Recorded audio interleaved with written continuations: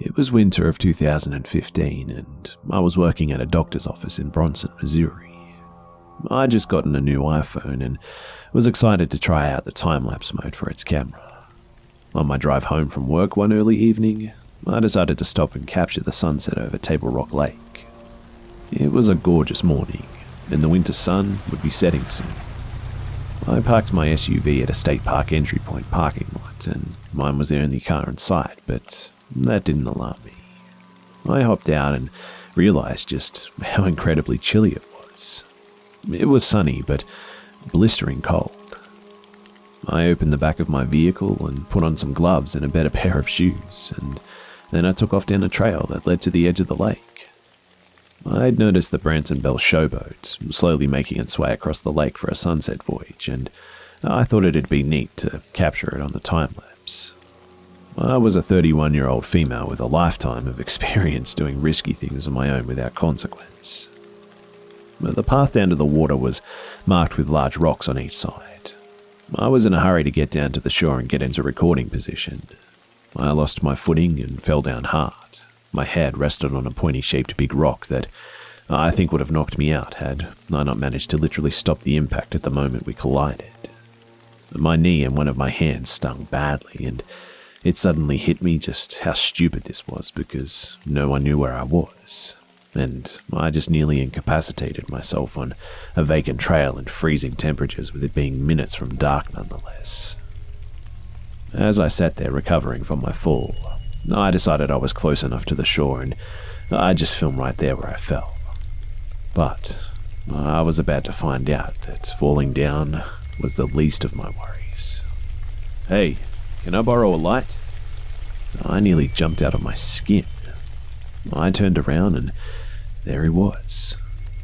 He was standing about 20 feet behind me, and I replied to him that I was sorry that I didn't have a lighter because I didn't smoke. Well, I saw you getting out of that car up there. And you have a real nice ass." Where had he been?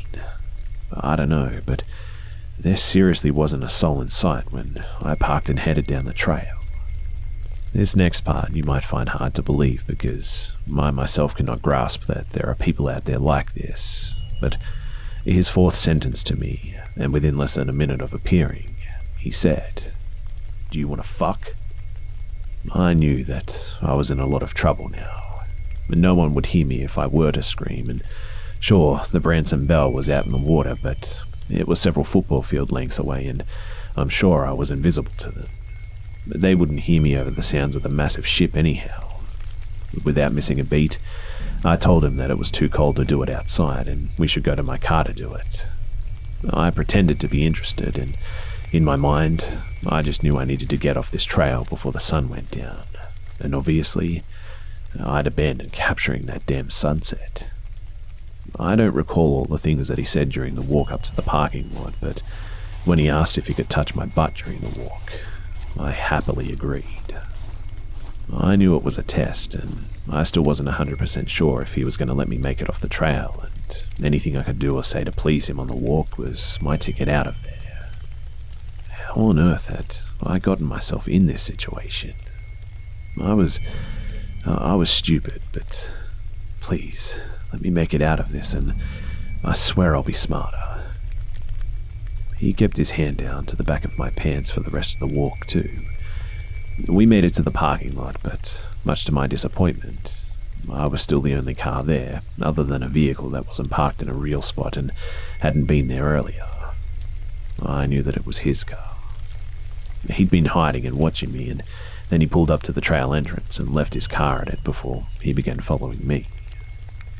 You may ask why I didn't call 911 on the trail. Well, he was watching my every move, and I wanted to make it off the trail unharmed and alive.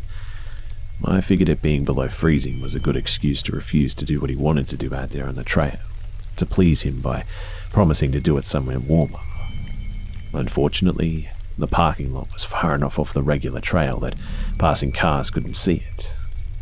My next mission was to make it to my own vehicle and escape. We were standing by his car, and he continued saying things that he was going to do to me that are way too graphic for me to write down here. I was still playing along, and I tried to get his name and number out of him, but he refused on both. Why would someone refuse to give you even their name? Because he began unzipping his pants and tried to get me to do things to him, so I insisted we walk to my SUV.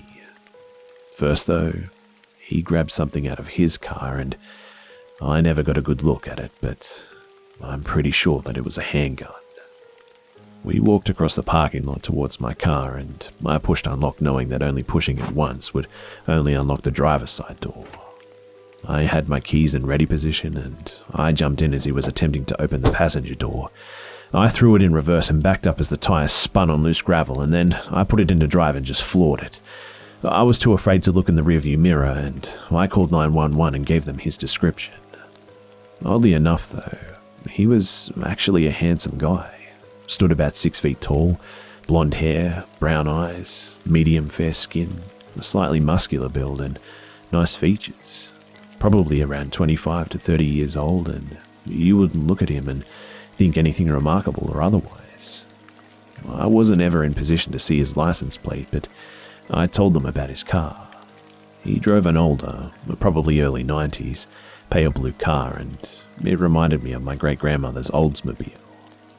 I didn't even have a first name to give them, and after taking down my information, I never heard from anyone regarding my report again.